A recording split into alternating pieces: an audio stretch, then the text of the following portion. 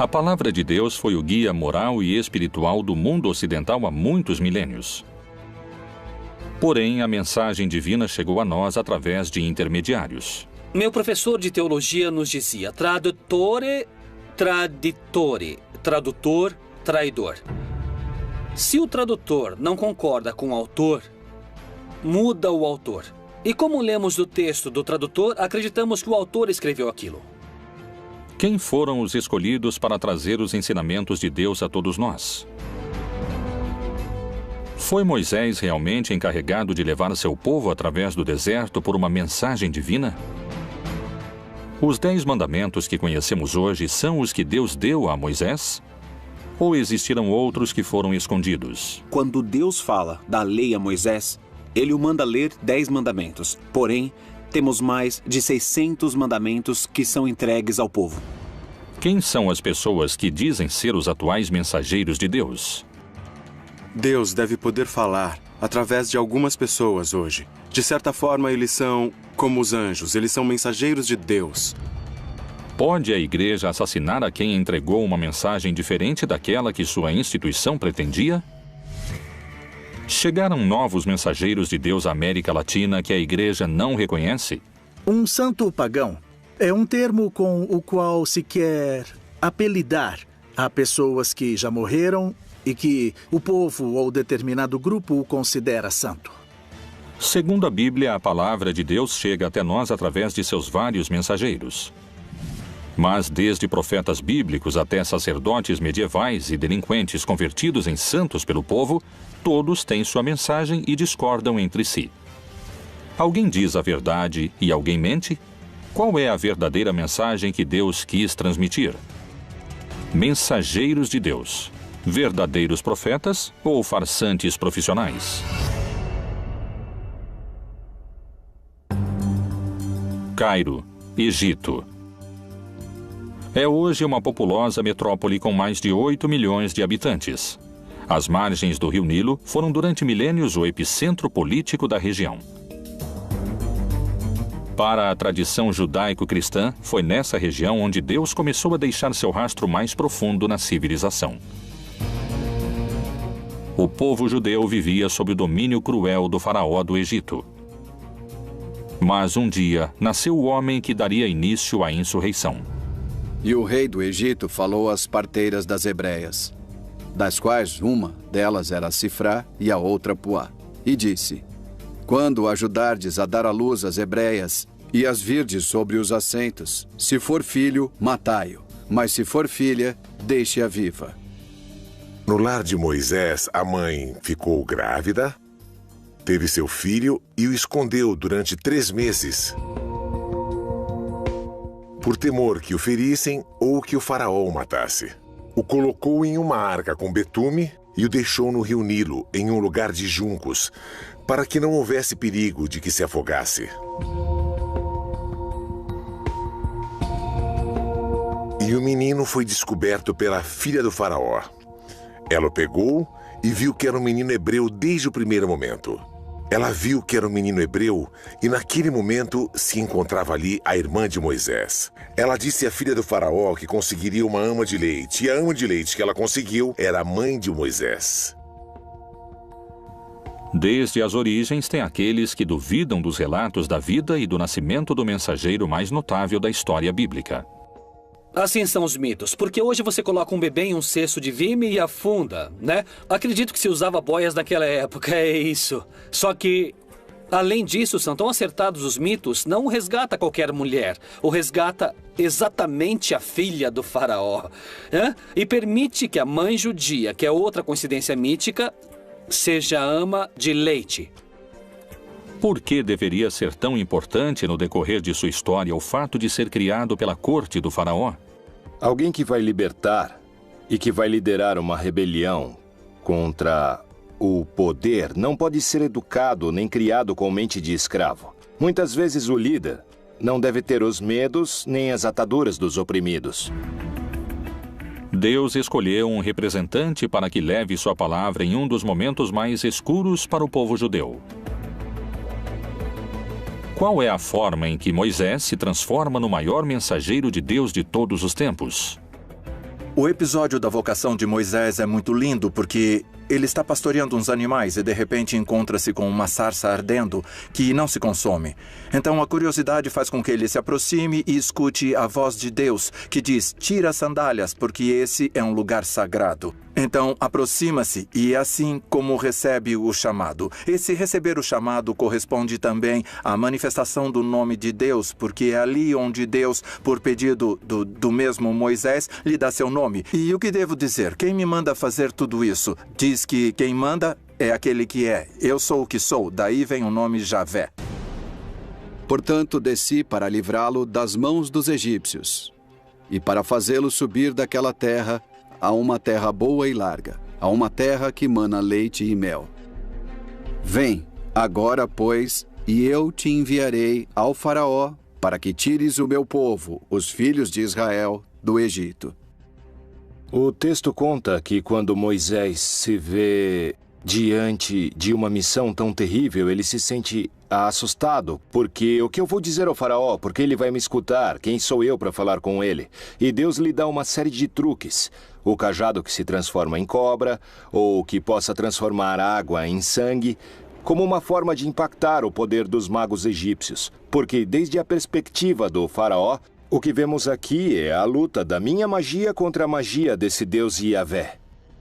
Moisés se apresentou diante do faraó como porta-voz de Jeová. Segundo a Bíblia, a resposta do faraó foi desafiadora. Mas Faraó disse: quem é o Senhor cuja voz eu ouvirei para deixar ir Israel? Não conheço o Senhor, nem tampouco deixarei ir Israel. O faraó não aceita. Portanto, então, Deus começa a mandar castigos, ou como encontramos em algumas traduções, pragas, ao faraó e ao Egito, para que deixe seu povo ir. A praga das moscas, a praga de quando a água se transforma em sangue, a praga dos gafanhotos, a praga do granizo, entre outras. Todo o relato das pragas acontece dentro de uma estrutura que é dinâmica e repetitiva. Deus vai anunciar uma praga, anuncia a Moisés, Moisés informa ao faraó que a praga vai vir se ele não permitir a saída do povo. O faraó se nega a aceitar. Portanto, a praga chega. Quando a praga chega, o faraó solicita a Moisés que, por favor, pare a praga. Moisés volta a Deus, pede que a praga pare, Deus age e a praga para. E quando a praga para, o faraó volta a endurecer seu coração e então começa novamente o ciclo com uma nova praga. Enfim, chega a última praga, que é a que finalmente faz o faraó aceitar, é a morte dos primogênitos. Morre o filho primogênito dele e ele deixa seu povo ir em liberdade. Depois das 10 pragas do Egito, Moisés conseguiu a liberdade do povo judeu. Guiados pelo profeta, começaram um longo percurso em direção à terra prometida, no que se conheceu como o Êxodo. Na narração do Êxodo, Moisés vai recebendo paulatinamente as indicações do que deve fazer. Moisés é alguém que vai forjar um grupo de escravos com mentalidade escrava. Vai formar uma nova nação. E por isso, dizia um comentarista rabínico, foi mais difícil tirar o Egito dos judeus do que tirar os judeus do Egito, porque a mentalidade escrava perdura. Por isso, segundo a narrativa, são 40 anos de travessia no deserto para gerar uma mudança de mentalidade. Segundo o que diz a Bíblia, diante deles, durante os longos anos que durou o Êxodo, encontravam-se guiados por Deus. E o Senhor ia adiante deles de dia numa coluna de nuvem para os guiar pelo caminho, e de noite numa coluna de fogo para os iluminar, para que caminhassem de dia e de noite. Guiado pela mão de Deus, o povo judeu tinha se libertado do poderoso faraó. Porém, e apesar da sua ousadia, agora enfrentava a morte e estava sem saída entre as águas do Mar Vermelho e as tropas sedentas de vingança pelas 10 pragas desencadeadas sobre o Egito. Quando o faraó deixou o povo de Israel sair em liberdade, arrependeu-se do que fez e os perseguiu. Quando estava a caminho, chegaram ao Mar Vermelho e aconteceu um milagre que se conhece como aquele em que Deus abriu as águas do Mar Vermelho para que o povo pudesse passar. De que forma Moisés poderia abrir as águas do Mar Vermelho? Então disse o Senhor a Moisés: Por que clamas a mim? Dize aos filhos de Israel que marchem. E tu, levanta a tua vara e estende a tua mão sobre o mar, e fende-o, para que os filhos de Israel passem pelo meio do mar em seco. Quando o povo terminou de atravessar e chegou na outra margem, o faraó já estava perto deles. E diz o texto bíblico que Deus voltou a fechar ali as águas. Então morreram muitos dos que vinham perseguindo o povo de Israel. O Senhor diz: pega a vara que você traz, pega o cajado que traz, põe o cajado sobre a água e então a água teria se aberto. Em que consiste isso é um grande mistério, também não sabemos, mas algo extraordinário aconteceu a tal ponto que Israel conserva isso como uma das intervenções mais notáveis do Senhor em sua história. Segundo alguns eruditos, nos textos prévios à tradução da Bíblia, não existe nenhuma menção que faça referência ao Mar Vermelho. No lugar dele, menciona-se o Yam Suf. O Yam Suf não é o Mar Vermelho, porque o Mar Vermelho, se nos localizamos na geografia, no mapa da região, é um mar muito profundo e não estava nesse caminho onde moravam os filhos de Israel. O que se chama de mar de Yam Suf na Bíblia é um mar de junco. Não é um mar, é um lago, salitre pelo seu contato com o mar, que está situado na zona onde eles estão. É muito mais coerente, mais lógico, em todos os pontos de vista. Então, sempre que eu falo do Mar Vermelho, eu falo do Mar das Canas, ou do Mar de Junco. Moisés atravessa com seu povo as águas, e assim é que contam os textos sagrados. Porém, estudos científicos recentemente realizados colocam em dúvida o milagre divino. O mais provável é que estivesse vinculado a um canal muito importante e pode ter sido favorecido por algum regime de ventos relativamente importante. Na Bíblia, há uma passagem do Êxodo que serviu como guia para este estudo científico. E então Moisés estendeu a sua mão sobre o mar, e o Senhor fez retirar o mar por um forte vento oriental toda aquela noite. E o mar tornou-se em seco, e as águas foram partidas. As pessoas puderam atravessar o Mar Vermelho, provavelmente numa zona muito próxima da costa, nunca pelo centro do Mar Vermelho, onde seria improvável que tivesse uma abertura, mesmo se tivesse muito vento. Se foi um fenômeno natural, então Moisés não falou com Deus? Sem dúvida, Moisés é um escolhido, um dos escolhidos mais claros, um grande caudilho escolhido pelo Senhor a realizar essa tarefa de mediação. Primeiro, na negociação com Faraó e depois de guiar o povo, tanto para atravessar o Mar Vermelho quanto na chegada à Terra Prometida, embora ele mesmo não entre na Terra Prometida. Claramente é um escolhido do Senhor para cumprir a missão. Aceitar a historicidade ou não nos relatos do Êxodo se torna um problema de fé. Novas leituras sobre o Antigo Testamento abrem dúvidas a eruditos e estudiosos sobre a forma em que Deus apresentou os 10 mandamentos a Moisés. Foi realmente Deus quem os ditou a Moisés? Ou são uma construção das autoridades judias da época? Existiram mais mandamentos secretos que quiseram ocultar? São reais os 10 mandamentos? Ou, como alguns afirmam, podem ser as 10 maiores mentiras da história?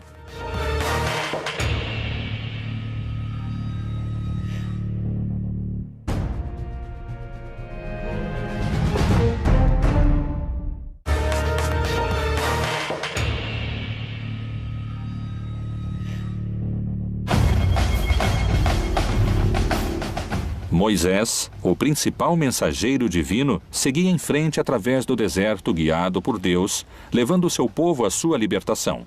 As pragas e o longo êxodo pareciam estar chegando a seu fim. Egito, Península do Sinai. O Monte Sinai é um dos maiores picos do Egito. Com 2.285 metros acima do nível do mar, é um dos lugares mais próximos aos céus na região. E é aqui, nesse cume, onde Moisés selou a aliança de seu povo com Deus. O encontro do povo com Deus se dá no Monte Sinai. O povo embaixo do Monte Sinai e acima Deus falando, mas parece que sua voz é forte. Tão forte como os trovões. Então o povo diz a Moisés, a voz de Deus nos assusta. Por que você não sobe e ele te fala aquilo que quer nos dizer e você vem e nos conta? E é assim que Moisés faz.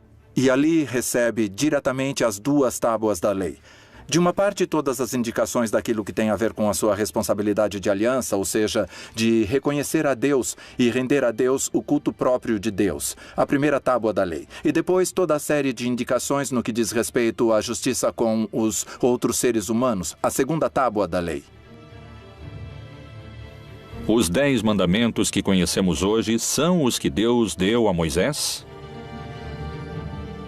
Ou houve mais e foram manipulados? Quando falamos dos mandamentos da Bíblia, não há somente 10. O Pentateuco está cheio de leis. Há muitas listas de mandamentos em Números, no Levítico e mesmo no Êxodo, não é? São chamados de mandamentos ou leis, simplesmente. São propostas ou ordens que vão ser entregues a um povo e aos líderes para que possam ter uma boa maneira de viver. Rabinos que criaram a tradição judaica organizaram um sistema no qual todo o texto da Torá se traduz em 613 preceitos. Em hebraico, os chamamos de mitzvot, os quais todo judeu está obrigado a cumprir. A relação entre Moisés e Deus se repetiu em outras religiões e em outros mitos, mas com distintos protagonistas. A semelhança dessas histórias é assombrosa. Pôde Moisés ter copiado a outros profetas do passado? Moisés também pode ser um arquétipo. 500 anos antes de Moisés, Hammurabi, rei da Babilônia, subiu a montanha sagrada e o Deus Sol lhe deu a lei gravada em pedra para reger a humanidade. Não esqueçamos que Maomé também subiu a montanha sagrada, se impulsa em uma pedra sagrada. E Deus, que em árabe se chama Alá, não é outro Deus. É simplesmente a tradução da palavra Deus, só que em árabe. Lhe dá o Corão. Então, Moisés tem que fazer o mesmo que os grandes líderes para que o povo creia que essa lei foi Deus que mandou. Foram os 10 mandamentos o resultado do encontro entre Moisés e Deus? Ou isto nunca aconteceu? Os 10 mandamentos já eram lei no Egito. E o Egito vai pegar da Mesopotâmia, da Babilônia e dos assírios. Eles já tinham umas leis muito parecidas, que é uma espécie de um código de ética civil. Para que não nos matemos, para que não roubem minha terra. É quando surge a propriedade privada. Não toquem em minhas vacas. Se os mandamentos foram escritos pelas autoridades da época, o que aconteceu no Monte Sinai? Muitos especialistas afirmam que os 10 mandamentos poderiam muito bem ter sido mais numerosos, ou poderiam ter sido distintos. Qual é a versão bíblica desse encontro e a escritura nas tábuas da lei? E deu a Moisés, quando acabou de falar com ele no Monte Sinai, as 2 tábuas do testemunho. Tábuas de pedra escritas pelo dedo de Deus. Quando Moisés desce, conta a história bíblica, ele vê o povo adorando a um bezerro de ouro, mas eles chamam de Yahvé ou Jeová. Dão-lhe o nome de Deus, mas aqui o problema é que lhe deram a imagem de Deus. E um dos mandamentos é que você não deve lhe dar imagem, porque se você dá imagem a Deus, você pode controlar a imagem. E aconteceu que, chegando Moisés ao arraial, e vendo o bezerro e as danças, acendeu-se-lhe o furor, e arremessou as tábuas das suas mãos, e quebrou-as ao pé do monte. Os 10 mandamentos estão escritos em 2 tábuas, e houve 2 edições dessas 2 tábuas. A diferença entre uma e outra é que, segundo a Torá, no primeiro caso, Deus escreveu com sua própria mão as tábuas, e no segundo caso, Deus ditava e Moisés escrevia, o que nos dá lugar a pensar que ali Existe uma brecha. Meu professor de teologia nos dizia tradutore, traditore, tradutor, traidor. Se o tradutor não concorda com o autor, muda o autor. E os que lemos ao tradutor, acreditamos que o autor falou isso. Os 10 mandamentos e a forma em que foram entregues a seu mensageiro continuam sendo um mistério, e para muitos, puderam ter sido manipulados. Disse mais o Senhor a Moisés: escreve estas palavras, porque conforme ao teor destas palavras, tenho feito aliança contigo e com Israel. Pôde ter Moisés manipulado os textos ou foi uma mensagem de Deus? Todas as tradições religiosas pressupõem que os profetas e aqueles que transmitiram essas mensagens e esses textos agiam com credibilidade e com paixão em busca da verdade. Então, com essa suposição, você diria, bom, seria muito estranho se alguém se atrever a adicionar ou tirar algo da mensagem divina. Foram os textos canônicos que envolveram a Moisés os únicos que relatam o que Deus quis transmitir sobre os mandamentos que hoje conhecemos? Ou houve outros que oferecem uma versão distinta? No começo do século II e até o século V, se escreveram distintos evangelhos. Ou seja, já não pertencem à época dos apóstolos, nem dos discípulos dos apóstolos. Existem livros apócrifos tanto no Novo Testamento como no Antigo Testamento. Dentro dos apócrifos do Antigo Testamento, encontramos uma comunidade chamada Essênios, que era uma seita judaica que vão produzir uma série de textos. E um desses textos nos fala sobre uma das tábuas e das 2 tábuas, dos 2 momentos em que fazem as tábuas. E vai se propor que a razão pela qual mudam as tábuas é para endurecer todas as regras ali previstas, todas as normas previstas. A novidade dos grupos dos essênios é que haveria mandamentos novos. Por exemplo, o de se purificar em água 2 ou 3 vezes ao dia, o de se vestir de branco, o de preferir uma comida um pouco mais vegetariana e frugal que o resto dos judeus, e a preferência por se abster das relações sexuais. Quais foram os verdadeiros mandamentos que Deus quis deixar de legado à humanidade? Foram os 10 mandamentos o resultado do encontro de Moisés com Deus? Os mais crentes acreditam que sim. Os teólogos mais céticos sustentam que são o resultado de anos de legislação judaica.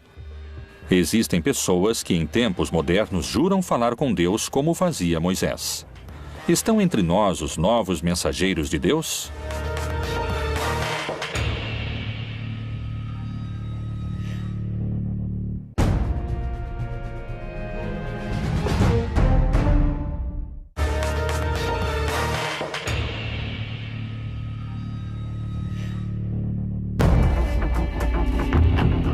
O encontro de Deus com Moisés, onde ele recebe os 10 mandamentos, continua sendo motivo de debate.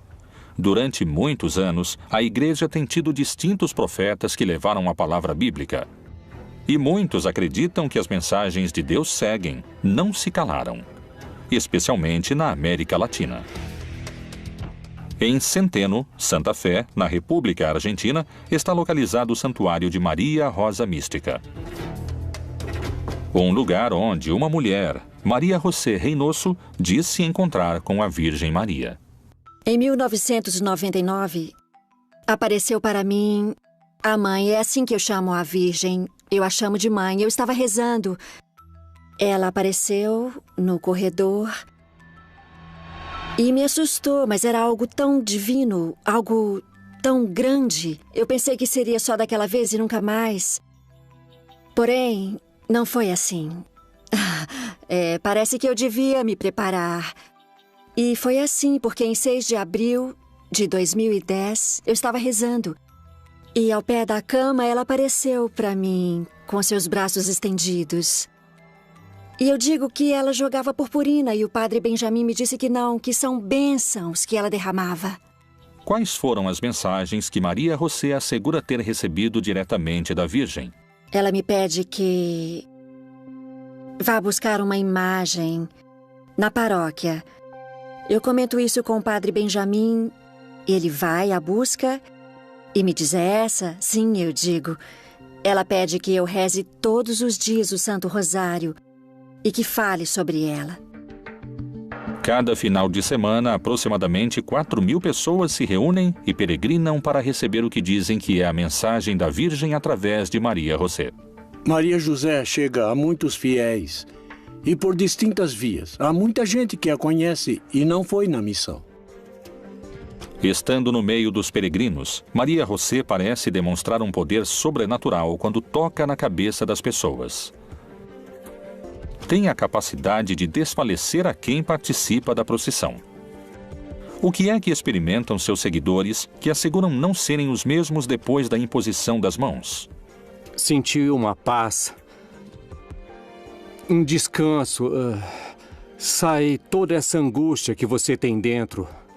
Alguma coisa muito especial e sempre vou continuar seguindo ela, porque é uma experiência muito bonita que enche de paz e nada mais, meu amigo. O ano passado, a minha irmã ficou doente e me pediu um favor que a acompanhasse para ver a Maria José. Eu disse que não queria, porque não acreditava em Deus, porque não acreditava na Virgem, não acreditava em ninguém. Fiquei na fila para minha irmã. E a primeira que caiu fui eu. São realmente milagres? Ou estamos diante de uma sugestão coletiva? Acredito que todos os grupos religiosos e místicos que desenvolveram distintas práticas espirituais ao longo da história incorreram em práticas deliberadamente que favorecem a formação dos estados de consciência pouco habituais ou também pouco raros. Porque surgirão falsos cristos e falsos profetas. Farão tão grandes sinais e prodígios que, se possível fora, enganariam até os escolhidos. Como e por que assegura Maria José ter esses poderes curadores? A mãe me diz em uma mensagem: aquilo que tocar sua mão tocará a minha. Ela, ao longo dos 5 anos, foi me ensinando, foi me moldando. No começo rezávamos o Santo Rosário somente. Até que um dia ela me disse o que ia acontecer. Que eu ia tocar as pessoas através dela e que iam cair em um descanso. Esse descanso se chama Descanso do Espírito, onde a mãe vai cuidando de cada um deles, segundo as necessidades. Segundo o que contam no hermético círculo que rodeia a Maria José Reynoso, as mensagens da Virgem continuaram chegando. A mãe aparece segundo as necessidades. Eu posso estar sozinha, posso estar em uma reunião, posso estar, inclusive, nos lugares mais insólitos. Quando ela precisa, ela aparece. Às vezes ela não aparece, eu não posso vê-la. Mas sim, eu a escuto. É assim que é a nossa mãezinha do céu. As mensagens que transmite Maria José são a palavra de Deus através da Virgem? Ou são a voz de alguém que se alucina para fazer contato divino? O que acontece com os outros mensageiros latino-americanos? Colômbia, Bogotá. Maria Francia, uma humilde mulher do departamento de Caldas, assegura ser a escolhida para transmitir as mensagens e a missão que Deus lhe encomenda. A primeira mensagem do céu que recebi foi através da minha irmã que faleceu há 33 anos. Foi ela quem me disse que em breve o céu me daria uma missão e me daria liberdade para decidir se aceitava ou não. Se eu decidir aceitar a missão, o prêmio que me esperava era este. Então ela segura minha mão e me leva por todo o céu umas 4 ou 5 horas. E eu queria ficar ali, porque era uma mulher muito doente. Muito, muito doente. Eu disse à minha irmã que queria ficar no céu, que queria ficar ali junto com ela. Ela me disse que não. Vai, volta, que logo mais você conhecerá a missão da qual o céu vai te incumbir. Pôde realmente Deus manifestar suas mensagens através dos mortos? Se for o caso, quais puderam ter sido? Assim me deram a missão. Acredito que do céu, do Pai Deus, depois de receber mensagens, inicialmente da Virgem, depois do Nosso Senhor, depois uma mensagem de São João Paulo II, e Jesus me disse que cobrará cada uma das palavras que eu transmitir à humanidade de acordo com cada uma das frases que ele pronunciou. Há testemunhas que asseguram ter recebido as bênçãos e os milagres que Maria Francia realiza como mensageira de Deus. já que em dezembro começou a sair uma afta na minha boca. Eu fui ao médico e ele me encaminhou ao especialista. 8 dias depois voltei para buscar meus exames e acabou sendo câncer. E então chovia e eu fiquei ali parada na grade e passaram pela minha cabeça tantas coisas. Então olhei para aquela poça e ali havia uma luzinha que brilhava naquela poça d'água. Me ajoelhei e eu a peguei. Imaginem que naquela poça d'água eu vi a Virgenzinha. Era a Virgem de La Milagrosa, a Virgem que adoram aqui. A Maria Fernanda e o William são intermediários de Deus. E eu acredito firmemente que, através deles, Deus e a Virgem se comunicam com nós, nos dão suas mensagens e nos deixam conhecer muito do caminho e da vida deles. E assim eu continuei vindo. Então aconteceu que, 3 meses depois dela ter colocado as mãos em mim, me disseram que eu estava curada. Eu já não tinha mais nada. Graças a Deus e à Santíssima Virgem, me curei. A Bíblia parece contemplar a possibilidade dos mensageiros. E o Senhor, Deus de seus pais, falou-lhes constantemente por intermédio dos mensageiros, porque se compadeceu do seu povo e da sua habitação. De que maneira podemos saber se são realmente mensageiros de Deus? Como se manifesta a Igreja Católica nesses casos? A Igreja avalia essas mensagens, avalia a pessoa para ver se ela está lúcida e, se for esse o caso, nós também avaliamos a mensagem. É uma mensagem consistente com os evangelhos? As revelações privadas, incluindo tudo o que revelaram através da Virgem Maria e de suas aparições, são, de certa forma, opcionais. São boas para acreditar, mas não somos obrigados a acreditar nessas coisas. Para a igreja que acredita e é possível uma aparição, também manifesta prudência. E não é que a Virgem ou os santos estão aparecendo a todo segundo e a todo instante, e em qualquer lugar. E não dar tanto crédito a essas supostas aparições. Amados, não creiais a todo o espírito, mas provai se os espíritos são de Deus, porque já muitos falsos profetas se têm levantado no mundo. Não existe a possibilidade de que Deus precise de um mensageiro para ficar revelando realidades cotidianas e repetitivas. Acima de tudo, se Deus pretende uma mensagem específica a uma comunidade, não necessariamente vai querer uma pessoa exclusiva utilizada para esse tipo de manifestações. Lamentavelmente, eu não sou apoiada pela igreja. E no começo eu sofri muito, mas, bom, eu fui assumindo. Eu quero ser defendida por meus pais celestiais. É o que mais me importa nesse momento.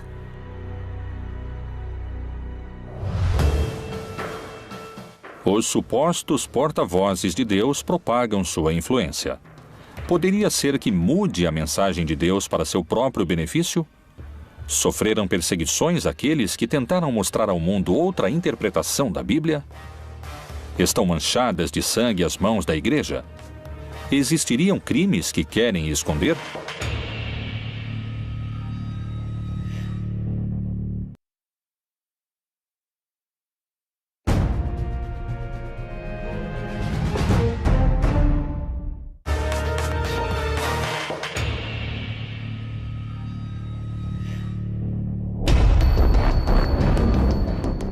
Os mensageiros de Deus não só se encontram nas passagens bíblicas, mas também, como alguns asseguram, se encontram hoje trabalhando entre nós, além das páginas do livro sagrado.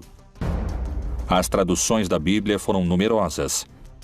Há 450 línguas de forma completa e há mais de 2.000 de forma parcial, o que a torna o livro mais traduzido da história.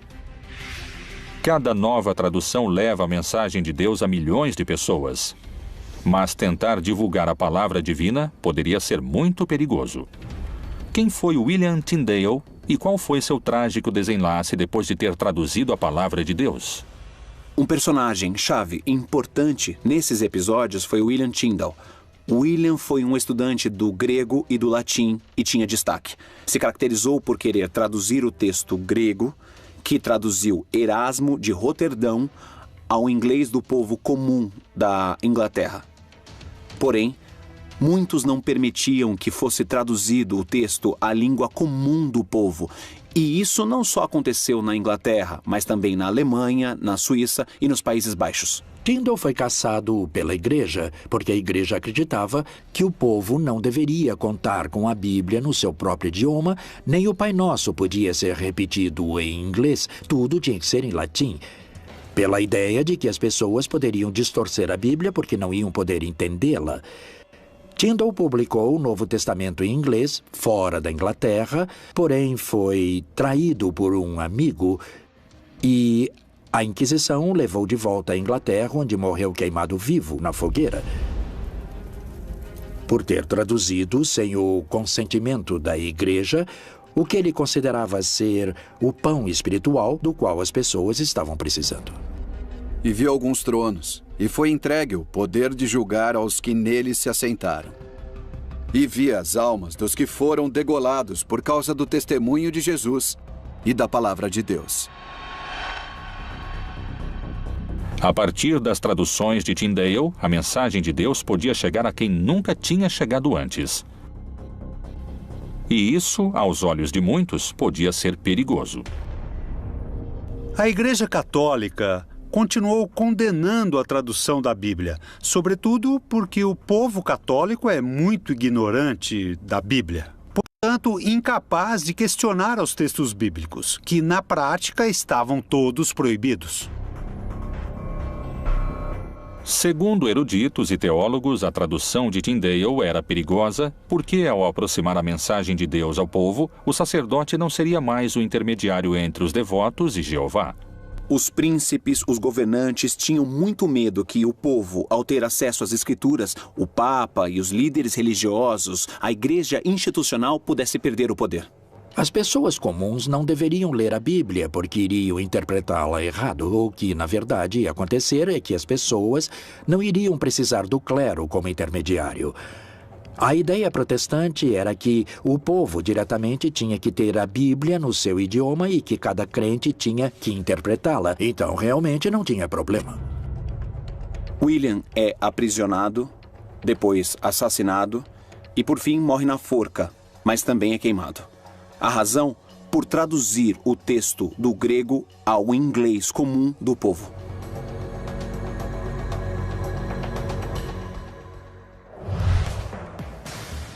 Segundo peritos, são tantos os intérpretes e as mensagens que a mensagem de Deus começa a ficar confusa. Poderia ser esse um dos motivos pelos quais muitas pessoas se inclinam a acreditar nos santos populares? Qual a diferença entre os santos e os aceitos pela igreja? Falar em mensageiros de Deus não pode se limitar à Bíblia e ao cristianismo. Criminosos, ladrões e assassinos que hoje muitos consideram como os verdadeiros mensageiros de Deus.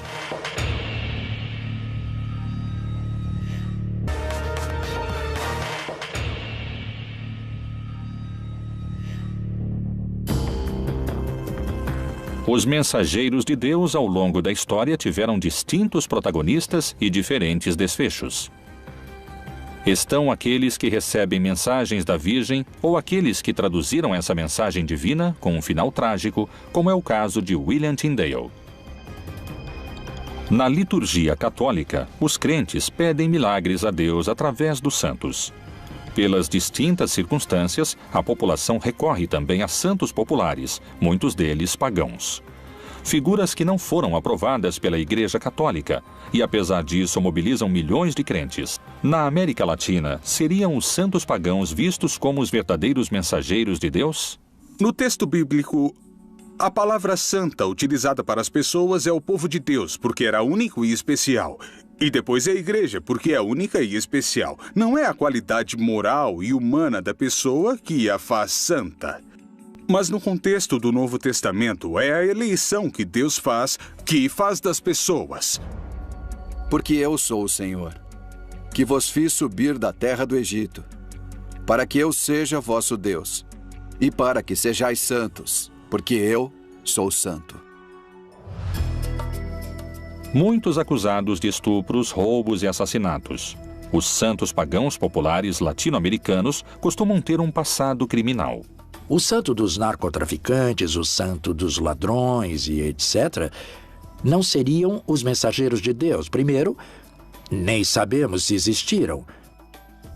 Segundo, o cristianismo não tem fetiches. O cristianismo não acredita que uma imagem ou que um objeto vai solucionar seus problemas. O interesse de Cristo está na transformação do coração das pessoas. Poderíamos pensar que os santos populares estão associados ao que seria a precarização, a necessidade, a ausência de canais institucionais para solucionar muitos problemas que eles poderiam ser atendidos sem necessidade de recorrer a forças mágicas ou sobrenaturais ou religiosas. Quem são os personagens transformados em santos populares para quem pedem milagres? México, Tijuana.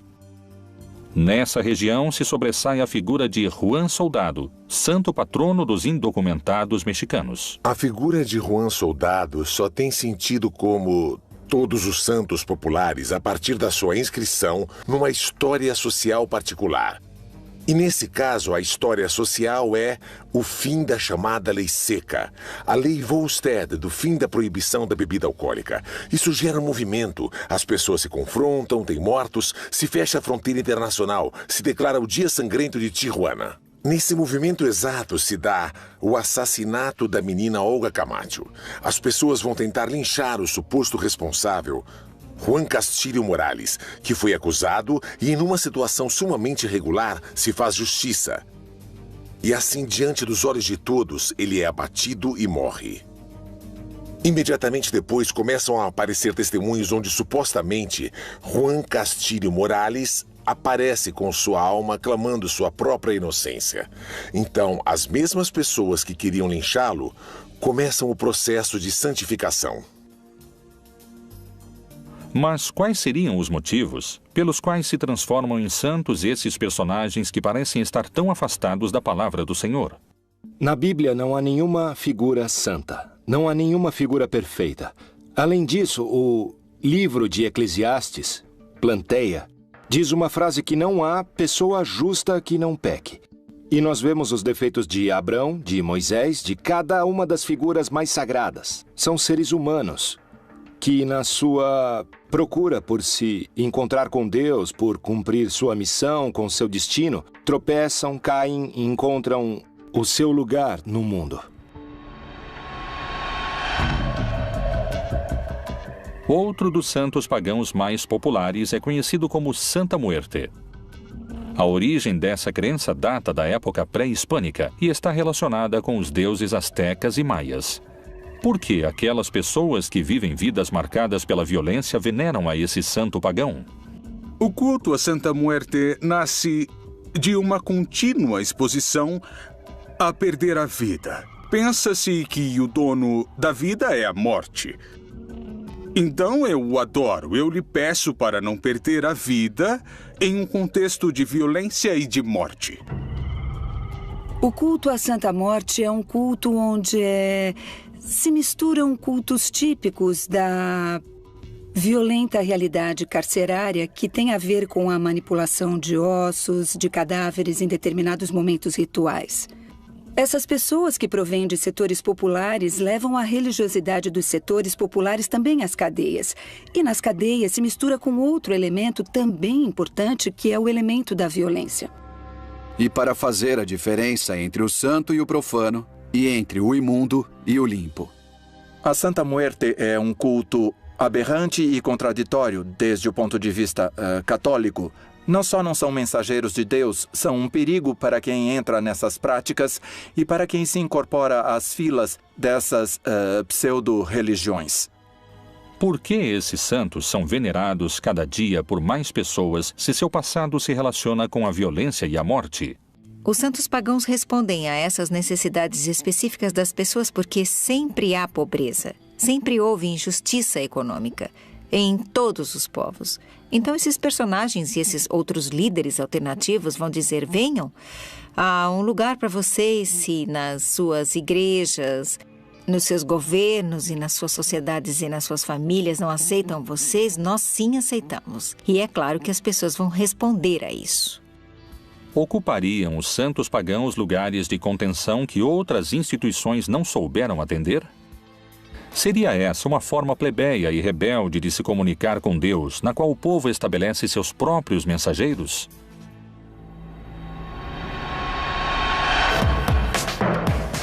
Desde o início da religião, os mensageiros de Deus ocuparam um lugar central no cristianismo. Realmente Moisés falou com Deus, ou pode ter formado parte de uma construção necessária para doutrinar o povo? Existiriam na atualidade pessoas que são portadoras da mensagem de Deus? A Igreja Católica procura difundir a palavra de Deus, ou alguns na instituição adaptam o sentido da Bíblia à sua conveniência? Os Mensageiros de Deus, outro dos mistérios da Bíblia Proibida.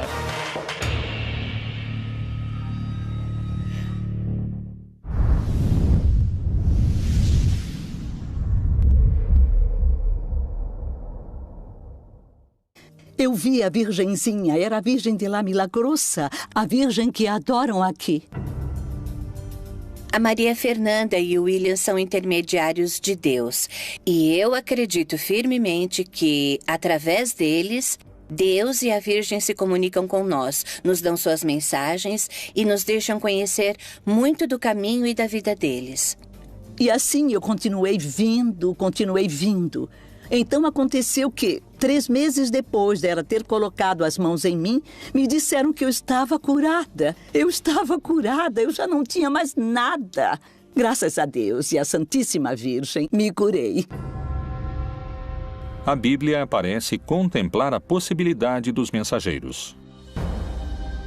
E o Senhor, Deus de seus pais, falou-lhes constantemente por intermédio dos mensageiros, porque se compadeceu do seu povo e da sua habitação. De que maneira podemos saber se são realmente mensageiros de Deus?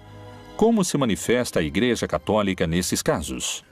A Igreja avalia essas mensagens, avalia a pessoa para ver se ela está lúcida e, se for esse o caso, nós também avaliamos a mensagem.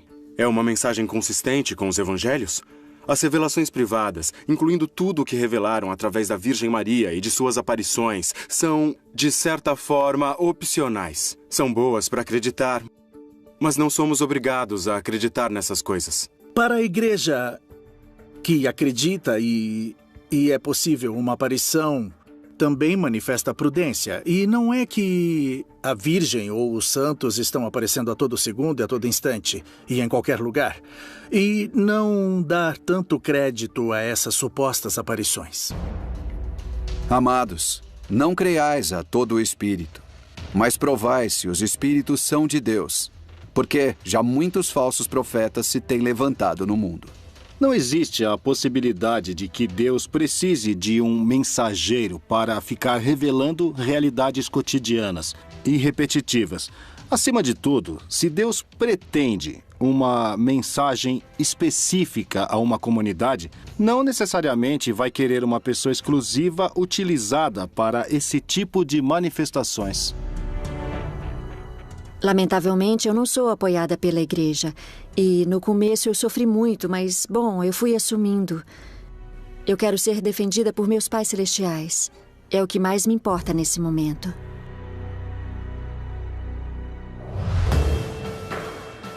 Os supostos porta-vozes de Deus propagam sua influência.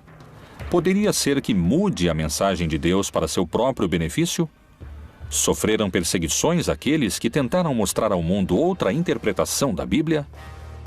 Estão manchadas de sangue as mãos da igreja? Existiriam crimes que querem esconder?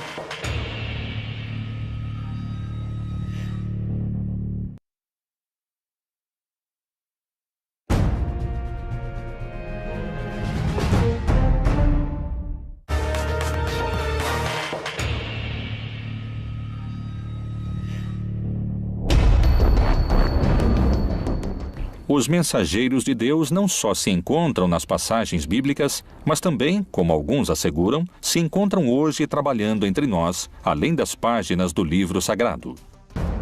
As traduções da Bíblia foram numerosas. Há 450 línguas de forma completa e há mais de 2.000 de forma parcial, o que a torna o livro mais traduzido da história. Cada nova tradução leva a mensagem de Deus a milhões de pessoas. Mas tentar divulgar a palavra divina poderia ser muito perigoso.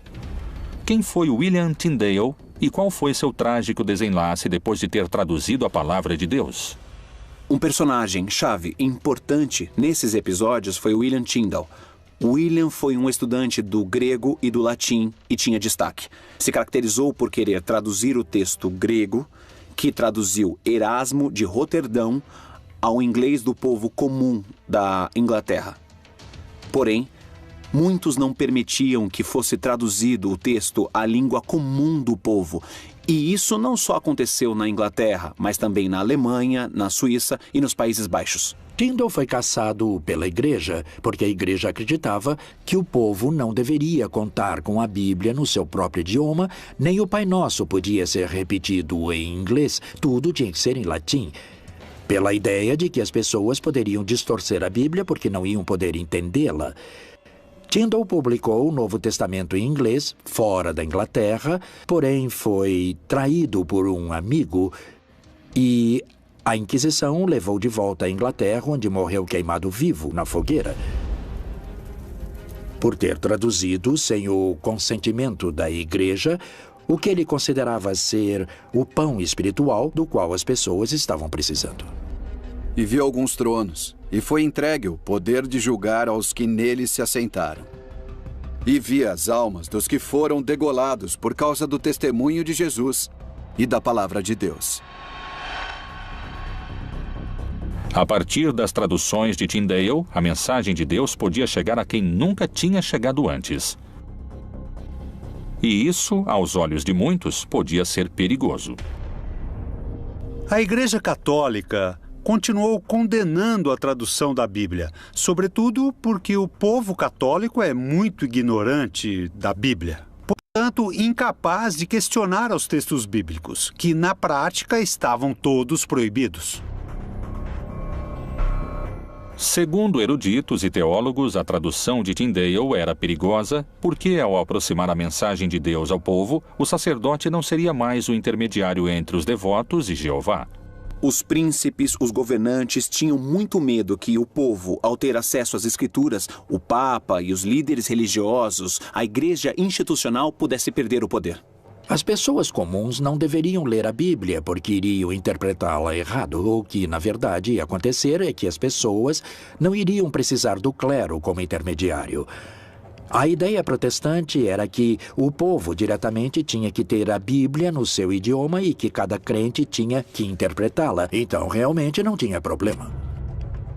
William é aprisionado, depois assassinado e, por fim, morre na forca, mas também é queimado. A razão? Por traduzir o texto do grego ao inglês comum do povo.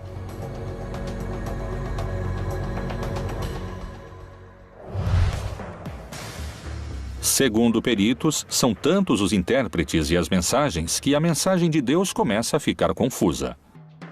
Poderia ser esse um dos motivos pelos quais muitas pessoas se inclinam a acreditar nos santos populares? Qual a diferença entre os santos e os aceitos pela igreja?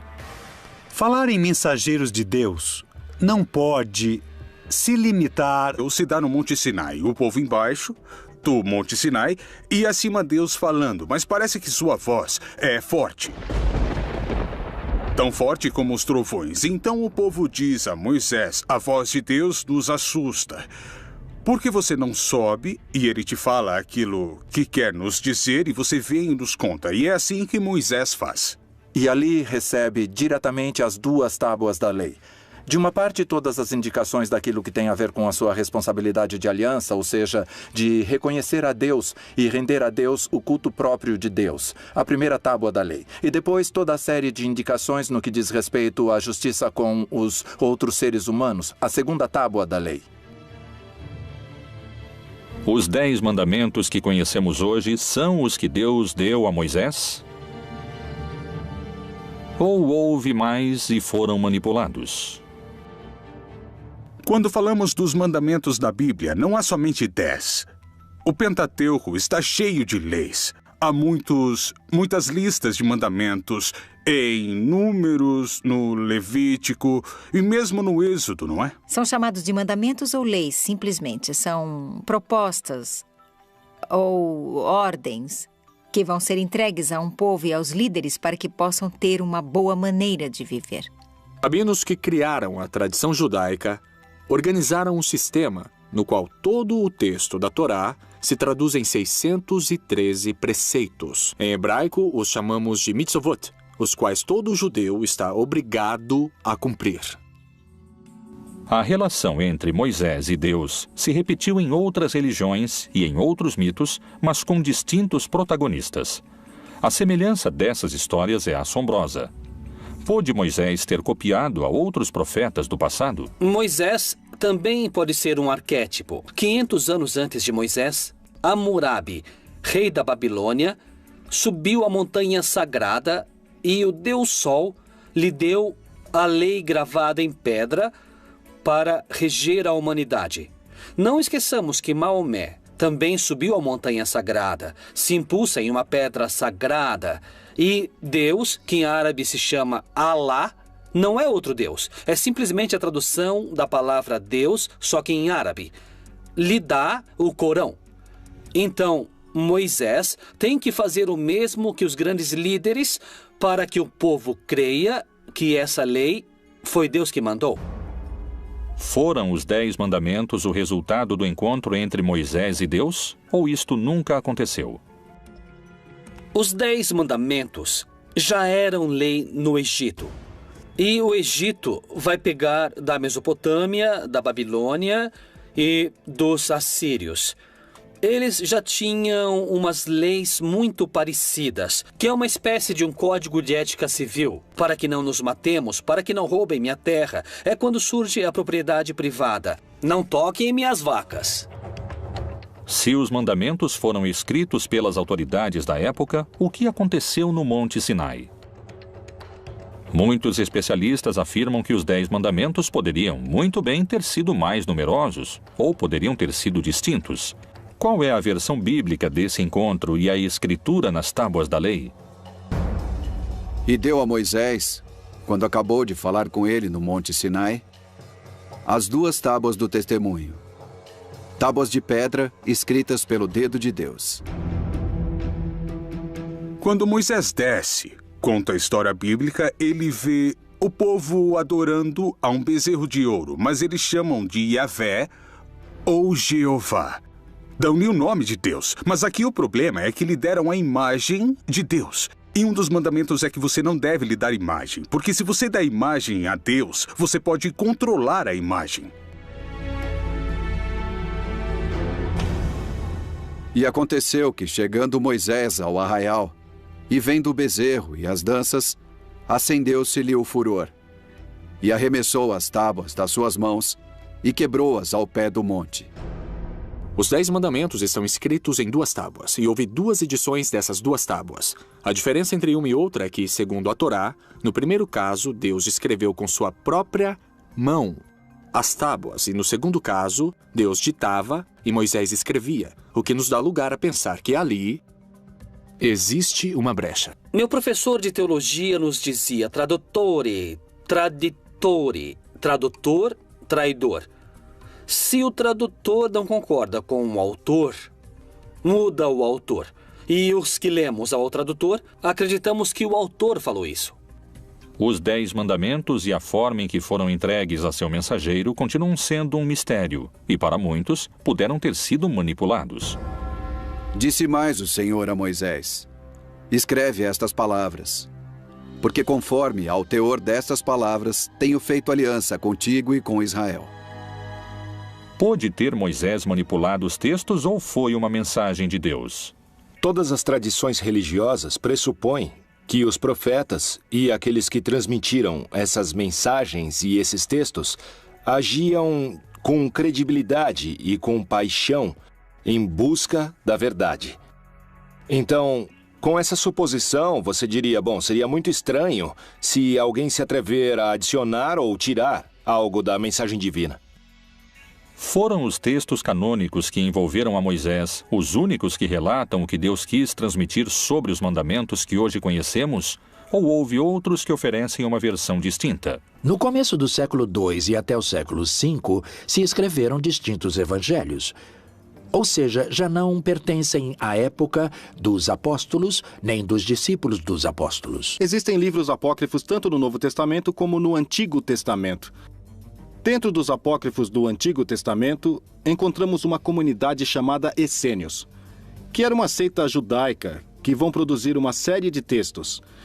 E um desses textos nos fala sobre uma das tábuas e das duas tábuas, dos dois momentos em que fazem as tábuas. E vai se propor que a razão pela qual mudam as tábuas é para endurecer todas as regras ali previstas, todas as normas previstas.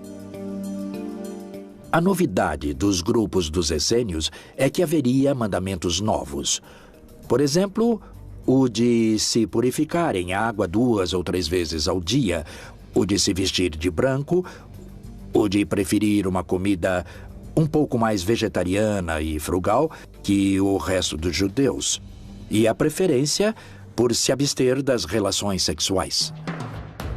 Quais foram os verdadeiros mandamentos que Deus quis deixar de legado à humanidade? Foram os 10 mandamentos o resultado do encontro de Moisés com Deus? Os mais crentes acreditam que sim. Os teólogos mais céticos sustentam que são o resultado de anos. Deus vai anunciar uma praga, anuncia a Moisés. Moisés informa ao faraó que a praga vai vir se ele não permitir a saída do povo. O faraó se nega a aceitar. Portanto, a praga chega. Quando a praga chega, o faraó solicita a Moisés que, por favor, pare a praga. Moisés volta a Deus, pede que a praga pare, Deus age e a praga para. E quando a praga para, o faraó volta a endurecer seu coração e então começa novamente o ciclo com uma nova praga. Enfim, chega a última praga, que é a que finalmente faz o faraó aceitar, é a morte dos primogênitos. Morre o filho primogênito dele e ele deixa seu povo ir em liberdade.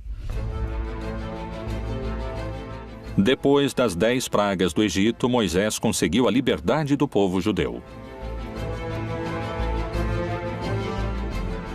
Guiados pelo profeta, começaram um longo percurso em direção à terra prometida, no que se conheceu como o Êxodo. Na narração do Êxodo, Moisés vai recebendo paulatinamente as indicações do que deve fazer. Moisés é alguém que vai forjar um grupo de escravos com mentalidade escrava. Vai formar uma nova nação. E por isso, dizia um comentarista rabínico, foi mais difícil tirar o Egito dos judeus do que tirar os judeus do Egito, porque a mentalidade escrava perdura. Por isso, segundo a narrativa, são 40 anos de travessia no deserto para gerar uma mudança de mentalidade. Segundo o que diz a Bíblia, diante deles, durante os longos anos que durou o Êxodo, encontravam-se guiados por Deus. E o Senhor ia adiante deles de dia numa coluna de nuvem para os guiar pelo caminho, e de noite numa coluna de fogo para os iluminar, para que caminhassem de dia e de noite. Guiado pela mão de Deus, o povo judeu tinha se libertado do poderoso faraó. Porém, e apesar da sua ousadia, agora enfrentava a morte e estava sem saída entre as águas do Mar Vermelho e as tropas sedentas de vingança pelas 10 pragas desencadeadas sobre o Egito. Quando o faraó deixou o povo de Israel sair em liberdade, arrependeu-se do que fez e os perseguiu. Quando estava a caminho, chegaram ao Mar Vermelho e aconteceu um milagre que se conhece como aquele em que Deus abriu as águas do Mar Vermelho para que o povo pudesse passar. De que forma Moisés poderia abrir as águas do Mar Vermelho? Então disse o Senhor a Moisés: Por que clamas a mim? Dize aos filhos de Israel que marchem. E tu, levanta tua vara e estende a tua mão sobre o mar, e fende-o, para que os filhos de Israel passem pelo meio do mar em seco. Quando o povo terminou de atravessar e chegou na outra margem, o faraó já estava perto deles. E diz o texto bíblico que Deus voltou a fechar ali as águas. Então morreram muitos dos que vinham perseguindo o povo de Israel. O Senhor diz, pega a vara que você traz, pega o cajado que traz, põe o cajado sobre a água e então a água teria se aberto. Em que consiste isso é um grande mistério, também não sabemos, mas algo extraordinário aconteceu a tal ponto que Israel conserva isso como uma das intervenções mais notáveis do Senhor em sua história. Segundo alguns eruditos, nos textos prévios à tradução da Bíblia, não existe nenhuma menção que faça referência ao Mar Vermelho. No lugar dele, menciona-se o Yam Suf. O Yam Suf não é o Mar Vermelho, porque o Mar Vermelho, se nos localizamos na geografia, no mapa da região, é um mar muito profundo e não estava nesse caminho onde moravam os filhos de Israel. O que se chama de mar de Yam Suf na Bíblia é um mar de junco. Não é um mar, é um lago, salitre pelo seu contato com o mar, que está situado na zona onde eles estão. É muito mais coerente, mais lógico, em todos os pontos de vista. Então, sempre que eu falo do Mar Vermelho, eu falo do Mar das Canas, ou do Mar de Junco. Moisés atravessa com seu povo as águas, e assim é que contam os textos sagrados. Porém, estudos científicos recentemente realizados colocam em dúvida o milagre divino. O mais provável é que estivesse vinculado a um canal muito importante e pode ter sido favorecido por algum regime de ventos relativamente importante. Na Bíblia, há uma passagem do Êxodo que serviu como guia para este estudo científico. E então Moisés estendeu a sua mão sobre o mar, e o Senhor fez retirar o mar por um forte vento oriental toda aquela noite. E o mar tornou-se em seco, e as águas foram partidas. As pessoas puderam atravessar o Mar Vermelho, provavelmente numa zona muito próxima da costa, nunca pelo centro do Mar Vermelho, onde seria improvável que tivesse uma abertura, mesmo se tivesse muito vento. Se foi um fenômeno natural, então Moisés não falou com Deus? Sem dúvida, Moisés é um escolhido, um dos escolhidos mais claros, um grande caudilho escolhido pelo Senhor a realizar essa tarefa de mediação. Primeiro, na negociação com Faraó e depois de guiar o povo, tanto para atravessar o Mar Vermelho quanto na chegada à Terra Prometida, embora ele mesmo não entre na Terra Prometida. Claramente é um escolhido do Senhor para cumprir a missão. Aceitar a historicidade ou não nos relatos do Êxodo se torna um problema de fé. Novas leituras sobre o Antigo Testamento abrem dúvidas a eruditos e estudiosos sobre a forma em que Deus apresentou os 10 mandamentos a Moisés. Foi realmente Deus quem os ditou a Moisés? Ou são uma construção das autoridades judias da época? Existiram mais mandamentos secretos que quiseram ocultar? São reais os 10 mandamentos? Ou, como alguns afirmam, podem ser as 10 maiores mentiras da história?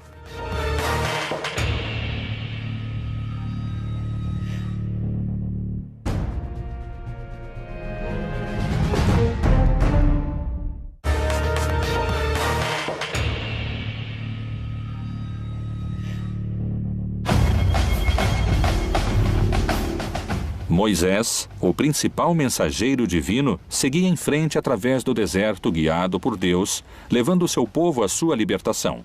As pragas e o longo êxodo pareciam estar chegando a seu fim. Egito, Península do Sinai. O Monte Sinai é um dos maiores picos do Egito. Com 2.285 metros acima do nível do mar, é um dos lugares mais próximos aos céus na região. E é aqui, nesse cume, onde Moisés selou a aliança de seu povo com Deus. O encontro do povo com Deus. Anos de legislação judaica. Existem pessoas que, em tempos modernos, juram falar com Deus como fazia Moisés.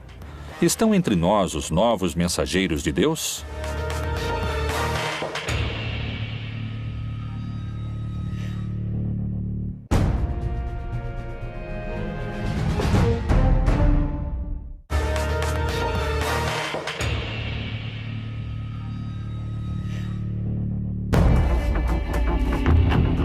O encontro de Deus com Moisés, onde ele recebe os 10 mandamentos, continua sendo motivo de debate. Durante muitos anos, a Igreja tem tido distintos profetas que levaram a palavra bíblica. E muitos acreditam que as mensagens de Deus seguem, não se calaram, especialmente na América Latina. Em Centeno, Santa Fé, na República Argentina, está localizado o Santuário de Maria Rosa Mística. Um lugar onde uma mulher, Maria José Reynoso, diz se encontrar com a Virgem Maria. Em 1999, apareceu para mim a mãe. É assim que eu chamo a Virgem. Eu a chamo de mãe. Eu estava rezando. Ela apareceu no corredor e me assustou, mas era algo tão divino, algo tão grande. Eu pensei que seria só daquela vez e nunca mais. Porém, não foi assim. Parece que eu devia me preparar. E foi assim, porque em 6 de abril de 2010, eu estava rezando. E ao pé da cama, ela apareceu para mim, com seus braços estendidos. E eu digo que ela jogava purpurina e o padre Benjamin me disse que não, que são bênçãos que ela derramava. Quais foram as mensagens que Maria José assegura ter recebido diretamente da Virgem? Ela me pede que vá buscar uma imagem na paróquia. Eu comento isso com o padre Benjamin, ele vai à busca e me diz: é essa? Sim, eu digo. Ela pede que eu reze todos os dias o Santo Rosário e que fale sobre ela. Cada final de semana, aproximadamente 4.000 pessoas se reúnem e peregrinam para receber o que dizem que é a mensagem da Virgem através de Maria José. Maria José chega a muitos fiéis e por distintas vias. Há muita gente que a conhece e não foi na missão. Estando no meio dos peregrinos, Maria José parece demonstrar um poder sobrenatural quando toca na cabeça das pessoas. Tem a capacidade de desfalecer a quem participa da procissão. O que é que experimentam seus seguidores que asseguram não serem os mesmos depois da imposição das mãos? Senti uma paz, um descanso. Sai toda essa angústia que você tem dentro. Alguma coisa muito especial e sempre vou continuar seguindo ela, porque é uma experiência muito bonita que enche de paz e nada mais, meu amigo. O ano passado, a minha irmã ficou doente e me pediu um favor que a acompanhasse para ver a Maria José. Eu disse que não queria, porque não acreditava em Deus, porque não acreditava na Virgem, não acreditava em ninguém. Fiquei na fila para minha irmã. E a primeira que caiu fui eu. São realmente milagres? Ou estamos diante de uma sugestão coletiva? Acredito que todos os grupos religiosos e místicos que desenvolveram distintas práticas espirituais ao longo da história incorreram em práticas deliberadamente que favorecem a formação dos estados de consciência pouco habituais ou também pouco raros. Porque surgirão falsos cristos e falsos profetas. Farão tão grandes sinais e prodígios que, se possível fora, enganariam até os escolhidos.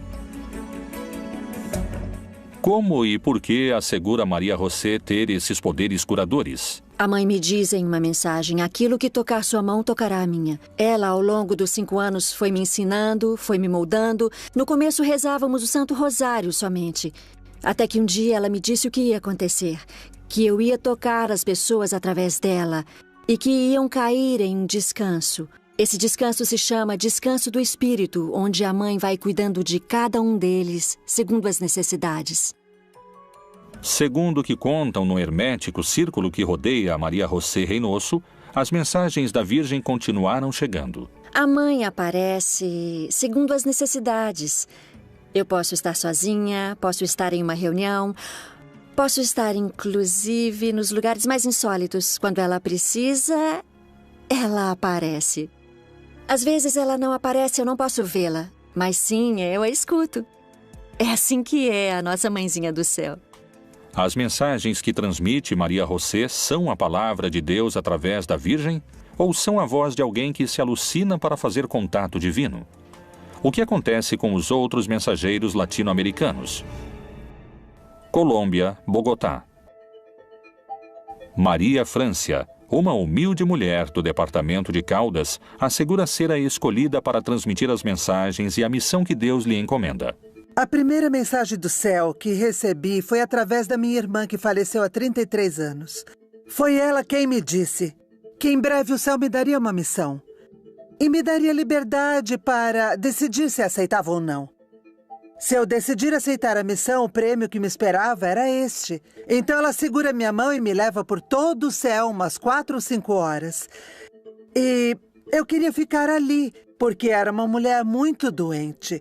Muito, muito doente. Eu disse à minha irmã que queria ficar no céu, que queria ficar ali junto com ela. Ela me disse que não.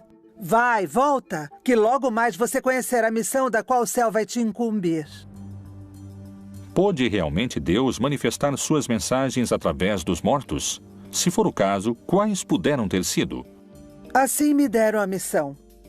Acredito que do céu, do Pai Deus, depois de receber mensagens, inicialmente da Virgem, depois do Nosso Senhor, depois uma mensagem de São João Paulo II, e Jesus me disse que cobrará cada uma das palavras que eu transmitir à humanidade de acordo com cada uma das frases que ele pronunciou. Há testemunhas que asseguram ter recebido as bênçãos e os milagres que Maria Frância realiza como mensageira de Deus. Já que em dezembro começou a sair uma afta na minha boca, eu fui ao médico e ele me encaminhou ao especialista. 8 dias depois voltei para buscar meus exames e acabou sendo câncer. E então chovia e eu fiquei ali parada na grade e passaram pela minha cabeça tantas coisas. Então olhei para aquela poça e ali havia uma luzinha que brilhava naquela poça d'água. Me ajoelhei e eu a peguei. Imaginem que naquela poça d'água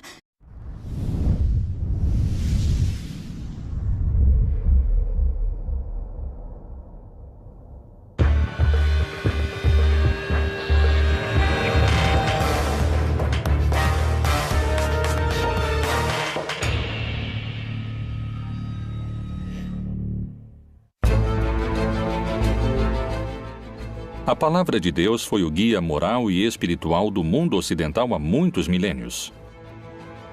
Porém, a mensagem divina chegou a nós através de intermediários. Meu professor de teologia nos dizia: tradutore, traditore, tradutor, traidor. Se o tradutor não concorda com o autor, muda o autor. E como lemos o texto do tradutor, acreditamos que o autor escreveu aquilo. Quem foram os escolhidos para trazer os ensinamentos de Deus a todos nós? Foi Moisés realmente encarregado de levar seu povo através do deserto por uma mensagem divina? Os 10 mandamentos que conhecemos hoje são os que Deus deu a Moisés? Ou existiram outros que foram escondidos? Quando Deus fala da lei a Moisés, ele o manda ler 10 mandamentos. Porém, temos mais de 600 mandamentos que são entregues ao povo. Quem são as pessoas que dizem ser os atuais mensageiros de Deus? Deus deve poder falar através de algumas pessoas hoje. De certa forma, eles são como os anjos, eles são mensageiros de Deus. Pode a igreja assassinar a quem entregou uma mensagem diferente daquela que sua instituição pretendia? Chegaram novos mensageiros de Deus à América Latina que a igreja não reconhece? Um santo pagão é um termo com o qual se quer apelidar a pessoas que já morreram e que o povo ou determinado grupo o considera santo. Segundo a Bíblia, a palavra de Deus chega até nós através de seus vários mensageiros. Mas desde profetas bíblicos até sacerdotes medievais e delinquentes convertidos em santos pelo povo, todos têm sua mensagem e discordam entre si. Alguém diz a verdade e alguém mente? Qual é a verdadeira mensagem que Deus quis transmitir? Mensageiros de Deus, verdadeiros profetas ou farsantes profissionais? Cairo, Egito. É hoje uma populosa metrópole com mais de 8 milhões de habitantes. As margens do rio Nilo foram durante milênios o epicentro político da região. Para a tradição judaico-cristã, foi nessa região onde Deus começou a deixar seu rastro mais profundo na civilização. O povo judeu vivia sob o domínio cruel do faraó do Egito. Mas um dia nasceu o homem que daria início à insurreição. E o rei do Egito falou às parteiras das hebreias, das quais uma delas era Sifrá e a outra Puá, e disse: quando ajudardes a dar à luz as hebreias e as virdes sobre os assentos, se for filho, matai-o, mas se for filha, deixe-a viva. No lar de Moisés, a mãe ficou grávida, teve seu filho e o escondeu durante 3 meses, por temor que o ferissem ou que o faraó o matasse. O colocou em uma arca com betume e o deixou no rio Nilo, em um lugar de juncos, para que não houvesse perigo de que se afogasse. E o menino foi descoberto pela filha do faraó. Ela o pegou e viu que era um menino hebreu desde o primeiro momento. Ela viu que era um menino hebreu e naquele momento se encontrava ali a irmã de Moisés. Ela disse à filha do faraó que conseguiria uma ama de leite, e a ama de leite que ela conseguiu era a mãe de Moisés. Desde as origens, tem aqueles que duvidam dos relatos da vida e do nascimento do mensageiro mais notável da história bíblica. Assim são os mitos, porque hoje você coloca um bebê em um cesto de vime e afunda, né? Acredito que se usava boias naquela época, é isso. Só que, além disso, são tão acertados os mitos, não resgata qualquer mulher. O resgata exatamente a filha do faraó. E permite que a mãe judia, que é outra coincidência mítica, seja ama de leite. Por que deveria ser tão importante no decorrer de sua história o fato de ser criado pela corte do faraó? Alguém que vai libertar e que vai liderar uma rebelião contra o poder não pode ser educado nem criado com mente de escravo. Muitas vezes o líder não deve ter os medos nem as ataduras dos oprimidos. Deus escolheu um representante para que leve sua palavra em um dos momentos mais escuros para o povo judeu. Qual é a forma em que Moisés se transforma no maior mensageiro de Deus de todos os tempos? O episódio da vocação de Moisés é muito lindo porque ele está pastoreando uns animais e de repente encontra-se com uma sarça ardendo que não se consome. Então a curiosidade faz com que ele se aproxime e escute a voz de Deus que diz: tira as sandálias porque esse é um lugar sagrado. Então aproxima-se e é assim como recebe o chamado. Esse receber o chamado corresponde também à manifestação do nome de Deus, porque é ali onde Deus, por pedido do mesmo Moisés, lhe dá seu nome. E o que devo dizer? Quem me manda fazer tudo isso? Diz que quem manda é aquele que é. Eu sou o que sou, daí vem o nome Javé. Portanto, desci para livrá-lo das mãos dos egípcios, e para fazê-lo subir daquela terra a uma terra boa e larga, a uma terra que mana leite e mel. Vem, agora, pois, e eu te enviarei ao faraó para que tires o meu povo, os filhos de Israel, do Egito. O texto conta que quando Moisés se vê diante de uma missão tão terrível, ele se sente assustado, porque o que eu vou dizer ao faraó? Porque ele vai me escutar? Quem sou eu para falar com ele? E Deus lhe dá uma série de truques. O cajado que se transforma em cobra, ou que possa transformar água em sangue, como uma forma de impactar o poder dos magos egípcios. Porque desde a perspectiva do faraó, o que vemos aqui é a luta da minha magia contra a magia desse Deus Yahvé. Moisés se apresentou diante do faraó como porta-voz de Jeová. Segundo a Bíblia, a resposta do faraó foi desafiadora. Mas faraó disse: quem é o Senhor cuja voz eu ouvirei para deixar ir Israel? Não conheço o Senhor, nem tampouco deixarei ir Israel. O faraó não aceita. Portanto, então, Deus começa a mandar castigos, ou como encontramos em algumas traduções, pragas, ao faraó e ao Egito, para que deixe seu povo ir. A praga das moscas, a praga de quando a água se transforma em sangue, a praga dos gafanhotos, a praga do granizo, entre outras. Todo o relato das pragas acontece dentro de uma estrutura que é dinâmica e repetitiva.